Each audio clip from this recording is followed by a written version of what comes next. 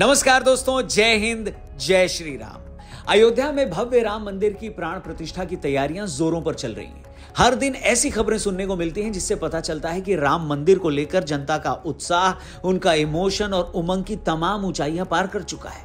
खुद प्रधानमंत्री नरेंद्र मोदी ने मंदिर की प्राण प्रतिष्ठा से पहले 11 दिन का अनुष्ठान करने का फैसला किया है। देश भर से साधु संत अभी से अयोध्या कूच करना शुरू कर चुके हैं। प्राण प्रतिष्ठा वाले दिन अयोध्या में 40 लाख दीपों की मदद से भगवान श्री राम की योद्धा वाली प्रतिकृति बनाई जा रही है। पहली बार दिवाली से पहले फिर से सड़कों पर मिट्टी के दिए बिकने लगे हैं। इस बीच मंदिर परिसर से आ रही तस्वीरें लगातार हम सबका दिल जीत रही हैं।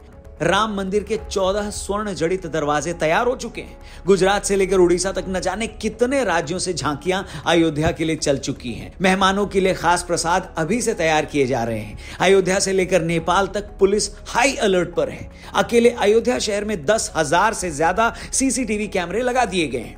अयोध्या की हर गली नुक्कड़ सही मायनों में दुल्हन की तरह सजकर तैयार हो चुकी है। हर तरफ ऐसा माहौल है कि मानो प्रभु श्री राम के अलावा इस देश का कोई वजूद हो ही ना। आंखों में आंसू और दिल में उत्साह भरकर लोग बस इसी दिन का इंतजार कर रहे हैं। मगर ये कहूं कि ये भव्य राम मंदिर की प्राण प्रतिष्ठा का इंतजार सिर्फ भारत में ही नहीं बल्कि भारत से बाहर भी कई देशों में किया जा रहा है तो ये गलत नहीं होगा। थाईलैंड से लेकर इंडोनेशिया तक और श्रीलंका से लेकर साउथ कोरिया तक बहुत बड़ा वर्ग है जो इस दिन का बेसब्री से इंतजार कर रहा है। ये वो देश हैं जहां राम भक्तों की बड़ी तादाद है।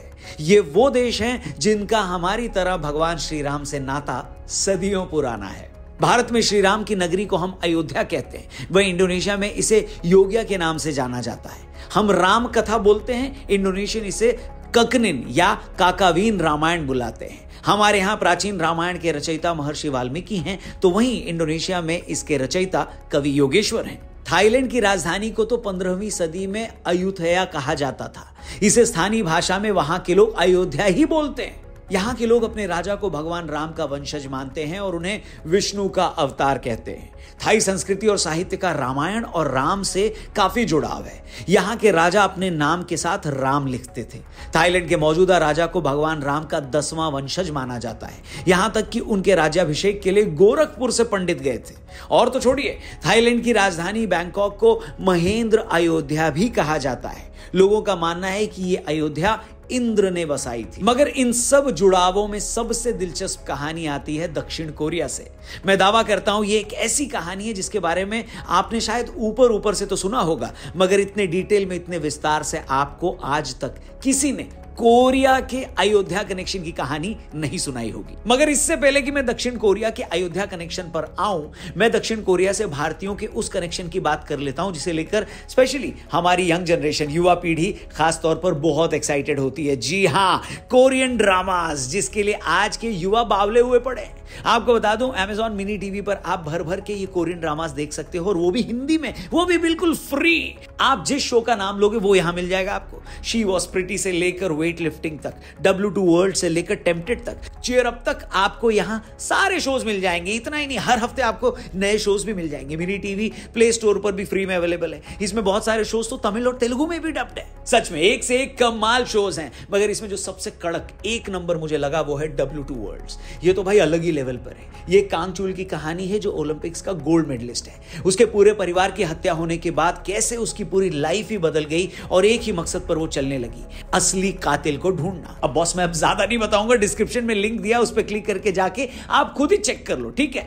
वापस से आते हैं अयोध्या के कोरियन कनेक्शन पर। दोस्तों, ये बात तो हमने कई बार सुनी है कि अयोध्या की राजकुमारी सूर्य रत्ना ने दक्षिण कोरिया के राजा सूरो से प्रेम विवाह किया था। यही वजह है कि बहुत सारे कोरियन अयोध्या को अपना ननिहाल भी मानते हैं। अब आपको पूरा विस्तार से बताते हैं, पूरी कहानी डिटेल में सुनाते हैं। तो ये कहानी शुरू होती है 48 ईसा पूर्व। अयोध्या में एक राजकुमारी रहती थी जिनका नाम था सूरी रत्ना। सूरी रत्ना के पिता का नाम था पद्मासेन और मां थी Indumati.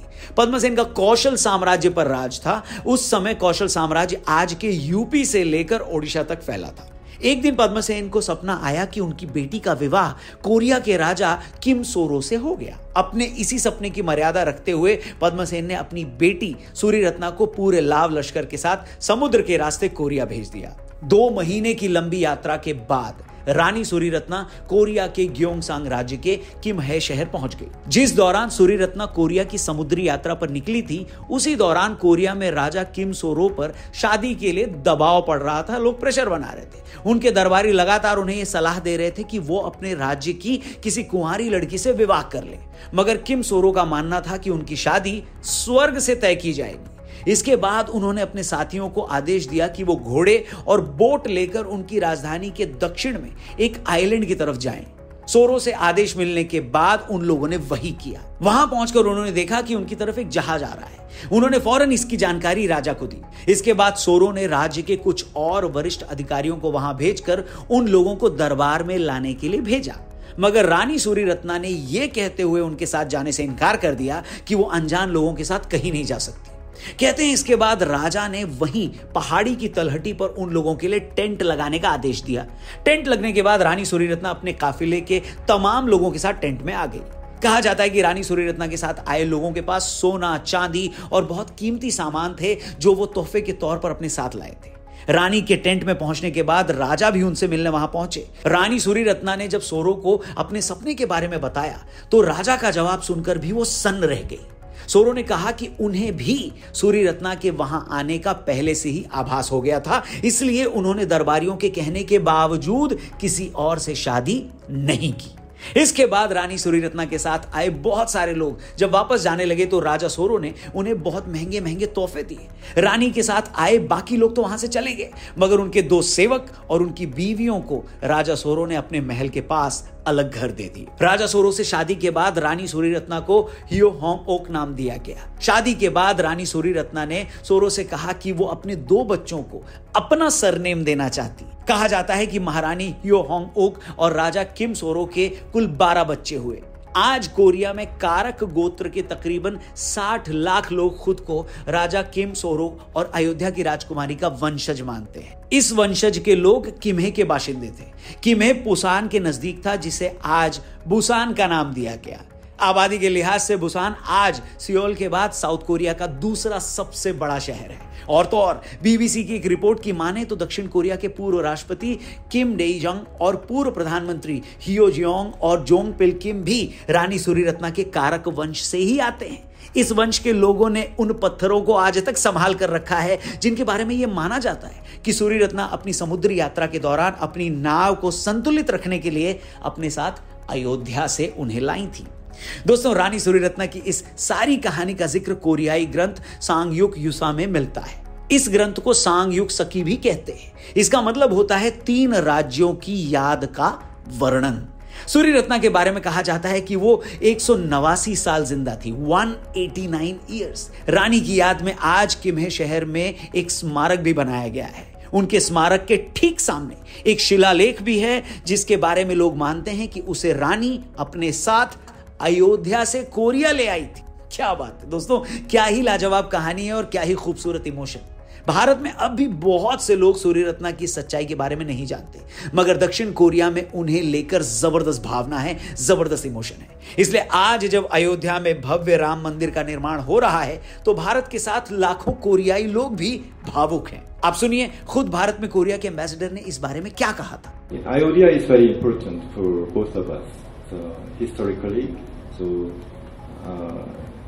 the legendary story of the Indian princess marrying to Korean king 2000 years ago started from Ayodhya. तो सुना आपने दोस्तों, ये देखकर सच में बड़ी खुशी होती है कि प्रभु श्री राम के मंदिर के उद्घाटन से पहले पूरी दुनिया में रहने वाले राम भक्त बेहद खुश हैं। फिर चाहे वो भारत से हो या ना हो, फिर चाहे वो हिंदू भी हो या ना हो, वो खुश हैं। भगवान राम से सदियों पुराना नाता महसूस करते हैं, तभी तो भारत की तरह इन देशों में भी सैकड़ों सालों से रामलीला मनाई जाती है, आयोजित की जाती है, खेली जाती है। आप ये जानकर हैरान हो जाएंगे कि 86% मुस्लिम आबादी वाले इंडोनेशिया जैसे देश में भी हर साल सैकड़ों रामलीलाएं आयोजित की जाती है। फिजी जैसे देश में 50 से ज्यादा रामलीलाएं होती हैं। ट्रिनिडाड में रामलीला मंडली 100 साल पुरानी है। यहां पर तो अंग्रेजी भाषा में रामलीला होती है। अमेरिका के माउंट मेडोना स्कूल में 40 सालों से रामलीला हो रही है। गिरमिटिया के रूप में जो लोग टोबैगो, मॉरिशस, ट्रिनिडाड और सूरीनाम गए, वो आज भी वहां रामलीला का मंचन करते हैं।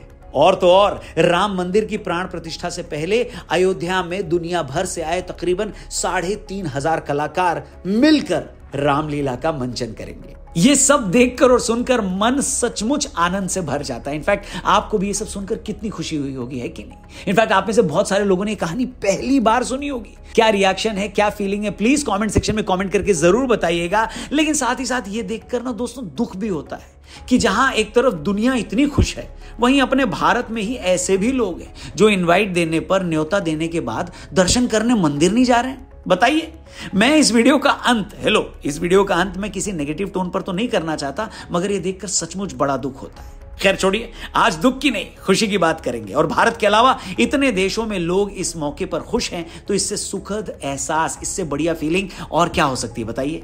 उम्मीद करते हैं कोरियाई लोगों के अयोध्या से इस खास कनेक्शन से जुड़ा हमारा ये खास वीडियो आपको अच्छा लगा होगा। अगर आपको सच में लगता है कि इस वीडियो में दी गई जानकारी आपको सही लगी, अच्छी लगी, बढ़िया लगी, और आप चाहते हैं कि अयोध्या और प्रभु श्री राम के इस रूप की महिमा और भी लोग जाने, तो इस वीडियो को ज्यादा से ज्यादा लोगों तक पहुंचाइएगा, शेयर जरूर करिएगा और हमारे चैनल को भी जरूर सब्सक्राइब करिएगा। फेसबुक पे देख रहे हैं तो हमारे पेज को लाइक करिएगा और डिस्क्रिप्शन में चले जाइएगा। एक बार Amazon मिनी टीवी का लिंक दिया, उस पर क्लिक करके देखिए कोरियन ड्रामास। सब देख रहे हैं, आप भी एंजॉय करें और जल्दी मिलते हैं एक और जबरदस्त वीडियो के साथ यहीं पर। Thank you for watching. जय हिंद, जय भारत, जय श्री राम।